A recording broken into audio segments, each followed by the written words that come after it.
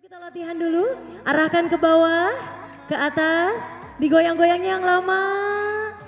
Baru nanti 3, 2, 1 dilepaskan. Siap? Siap.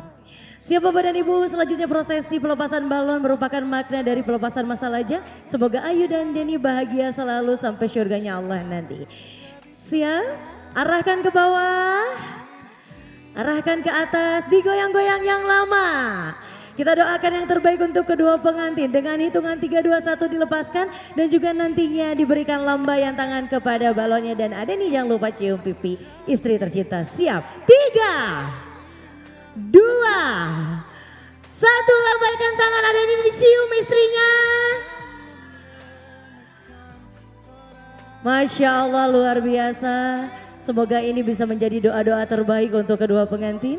Dan juga kedua pengantin kami silahkan terlebih dahulu untuk bisa bergabung di area pelaminan untuk sungkeman dan juga suap-suapan huap lingkung.